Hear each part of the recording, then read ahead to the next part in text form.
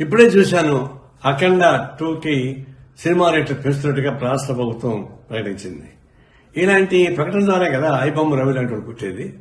మీరు కోట్ల రూపాయలు ఖర్చు పెట్టి సినిమాలు తీసేసేవాళ్ళు ఆ డబ్బులు మొత్తం ప్రజల మీద భారం వేయాలని ప్రయత్నిస్తుంటే ఇది ఎవరికి న్యాయం? కాబట్టి ఇంకా ఈ విలువైన కాస్ట్లీగా ఉన్న సినిమాను చూడడానికి ఇష్టమైన ప్రజానీకం ఐబొమ్మ రవి లాంటి వాళ్ళు చేసిన సినిమాలు చూస్తున్నారు. మీరేగా సూచిస్తున్నారు. మళ్ళీ అతను అరెస్ట్ చేసే హక్కు మీకు ఎక్కడ వచ్చింది?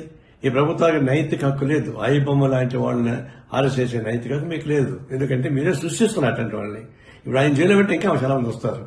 ఇలాంటి సినిమాలని రేట్లు పెంచి దివాళాపూరితంగా సంపన్న వర్గాలు ఊడిగం చేస్తూ సామాన్య ప్రజానికాన్ని జోగులు కొట్టేసేటువంటి తిరుక్షోభం చేసేటువంటి అయిపోతున్నారు. ఇంకా రాబోతున్న సినిమాలు 6-7 సినిమాలు రాబోతున్నాయి. అవి ఎందుకు పెంచుతారు ఇంకా అంటే అట్లా పెంచుకుని పోయి ప్రజలను భారం వేస్తుంటే ఇట్లాంటి ఐబొమ్మ రవి లాంటి వాళ్ళు చాలా మంది పుడతారు. వాళ్ళు రావడం మీ చేత కాదు. ఇది స్వయంకృత అపరాధం. వ్యవస్థలో చేస్తున్నటువంటి అనేక అరాచకాల భాగంగా ఇది ప్రభుత్వం తగిన చర్యలు తీసుకోకపోతే ఇలాంటి అరాచకాలు జరుగుతూనే ఉంటాయి.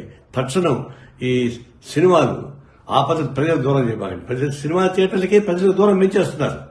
సినిమా థియేటర్లు 100 రోజులు 50 రోజులు ఆడుతూ ఉంటే జనం చూస్తారు సామాన్య ప్రజలకు. మీరు 3 రోజులు మొత్తం డబ్బులు వాడుకున్న తర్వాత అది ఎవరు చూస్తారు? అంటే సినిమా థియేటర్లకి ప్రజానీకానికి దూరం చేస్తున్నారు. కళామతలకి ప్రజలకు దూరం చేస్తున్నారు. ఇది అత్యంత ప్రమాదకరమైన ధోరణి. ఇలాంటి విలాసవంతమైన సినిమాలు తీసి వాళ్ళ నష్టం వస్తుందని భయంతో ప్రజల మీద భారం వేస్తే ఇది ప్రజల ఊరికే ప్రజలేదు. మేము తీవ్రంగా ఖండిస్తున్నాం. Local to global news at your finger tips. మీ చేతిలో ఒక ఆయుధం. Download R TV app. Media legend Ravi Prakash is back.